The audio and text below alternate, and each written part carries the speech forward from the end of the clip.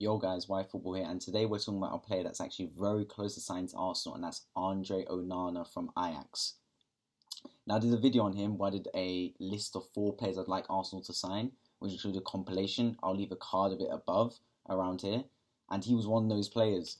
So I'd love if it happens, as you can see from that video, and the price tag is around 2 to 9 million, which is a steal, like absolute bargain. Like you can see on transfer market here, he's about £27 million he's valued.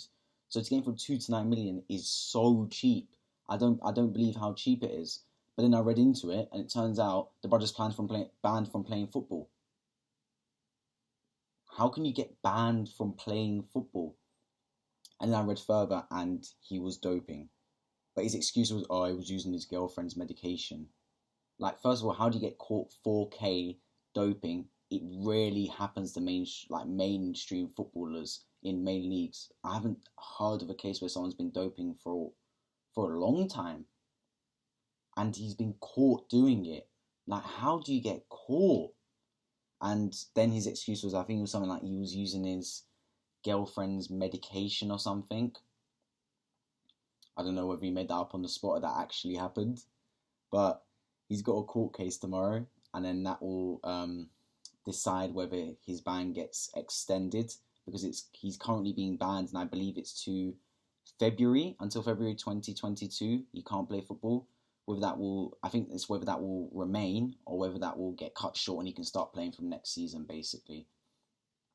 So I feel like that will decide the price tag. I feel like if it's cut short, so he can start playing exactly from next season, it will be around 9 million, and then 2 million if it's the February, which either way is a steal, to be fair. And it also means that Leno will most likely leave us, but we will make a net profit, right? Because we're not going to sell Leno for 2 to 9 million. We'll sell him for definitely more than that. Definitely 25 at least, I could say. So overall, you can't really complain. Ryan come back as a backup as well to him. He's a level head, can teach him some stuff because he's 25. He's got development, time, and ability. Once you get to a certain age as a footballer, like 27, 28, you don't really develop much anymore. You can't teach him much. It's like the case of you can't teach an old dog new tricks. Leno's 27, 28 now. You can enhance his skills, but you can't teach him skills. Passing out the back, the man is suspect. Leno is very suspect. Shot stopping, I have no questions. Excellent shot stopper. I don't get worried. If anyone shoots, I know he can save it. Passing out the back is where I get worried with the man. And he's had a good 2-3 seasons. Unai Emery tried it, and Arteta's tried it, and he doesn't seem to get better at it at all. So what makes you think he's going to get better now? Who knows? So bringing in Onana, he's better passing out the back, and you can teach him to pass out the back, and enhance those skills and train it much better than you can with Leno, I believe. Long term, he's a better option. Let's put it that way. The problems I have with Onana, though, is that he came from the Eredivisie, which is very hit and miss.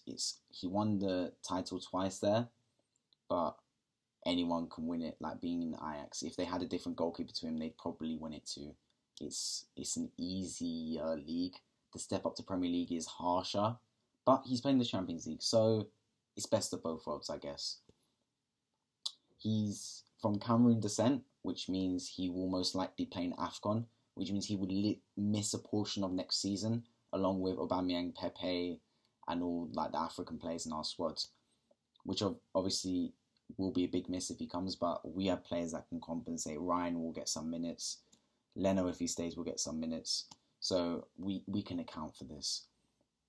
But yeah, it looks like he's almost joining. He's got that court case to decide whether he continues to get banned or not.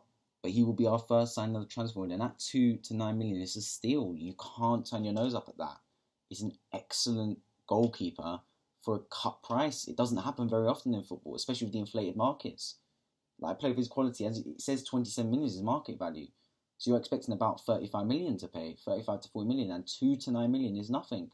He's signed personal details with Arsenal. He's agreed to join, which I never thought was a problem. People think it was a problem because we're missed out on Europe, but Arsenal's got its name. The Premier League has its name. the Eredivisie, as good as a club Ajax is there in the Eredivisie, no one in their right mind chooses to watch Eredivisie over Premier League. I think even Dutch people would say that to an extent.